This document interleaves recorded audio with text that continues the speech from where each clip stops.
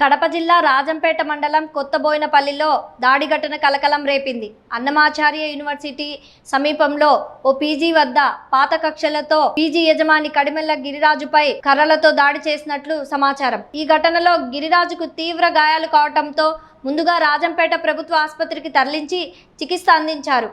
అనంతరం మెరుగైన వైద్యం కోసం తిరుపతి రిమ్స్ ఆసుపత్రికి తరలించారు. ఈ ఘటనపై రాజంపేట రూరల్ పోలీసులు కేసు నమోదు చేసి దర్యాప్తు చేస్తున్నారు. ఇక్కడ గొడవ జరిగింది నిన్న. యాక్చువల్గా మేము లేము, బయట ఉన్నాము. ఇక్కడ జరిగిన సంఘటన ఏంటంటే ఆ అబ్బాయి గిరి అనే అబ్బాయి పక్కన హాస్టల్లో ఉన్నది. ఆ అబ్బాయికి సంబంధించి గొడవ జరిగింది. వాళ్ళకి ఆ గొడవ జరిగిన పిల్లలకి 10-20 మంది పిల్లలు వచ్చారంట. ఆ పిల్లలకి ఆ అబ్బాయికి ఏదో ముందు గొడవ జరిగింది. ఆ జరిగి సంథింగ్ ఏదో పోలీస్ స్టేషన్ ఒకటి కేసు అయ్యింది. దాన్ని వాళ్ళు ఏదో రాజీ చేసుకున్నారు. అది ఏదో అయిపోయిన తర్వాత సంవత్సరం కిందట జరిగిందంట. ఇప్పుడు ఏదో జరిగింది మొత్తానికి. నిన్న ఏదో వాళ్ళు ఫోన్ చేసి అతన్ని పిలిపించి మాట్లాడి ఏదో గొడవ జరిగిందంట. ఆ గొడవలోంచి అతను వాళ్ళని తప్పించుకొని వచ్చేదానికి మా హాస్టల్లోకి వచ్చాడు. మా హాస్టల్లో వచ్చి కిచెన్లో తలదాచుకోవడానికి వచ్చింటే వాళ్ళు వెంబడించి మా హాస్టల్లో కూడా డోర్లు కుర్చీలన్నీ పగలగొట్టి సీసీ కెమెరాలన్నీ లాగేసి ఆ అబ్బాయిని చాలా విపరీతంగా కొట్టారు. ఆ సందర్భంలో మేము కూడా ఇక్కడ లేము. జరిగిన తర్వాత వీడియోలు చూసి మాకు తెలిసింది.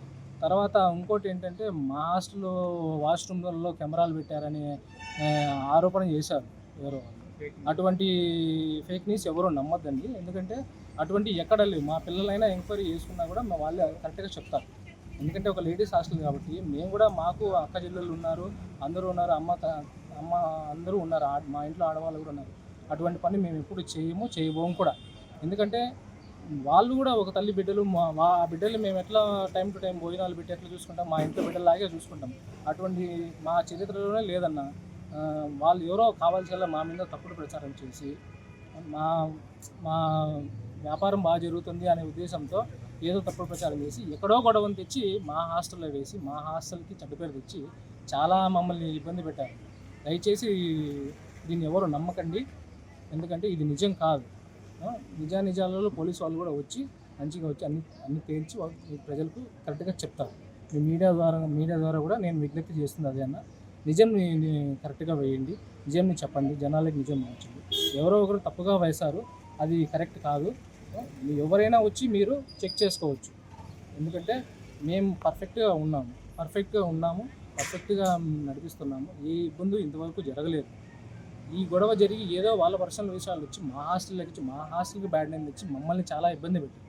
మా పిల్లలు చాలా భయపడుతున్నారు.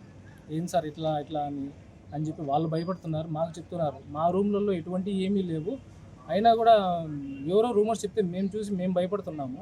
ఈ విధంగా వాళ్ళు ఎవరో వచ్చారు, వాళ్ళని అడిగితే చాలామంది వచ్చారు, తాగి వచ్చారు, డ్రింక్ చేసి వచ్చి మమ్మల్ని భయపడిచ్చారు. మేము చాలా భయపడిపోయామని చెప్తున్నాము.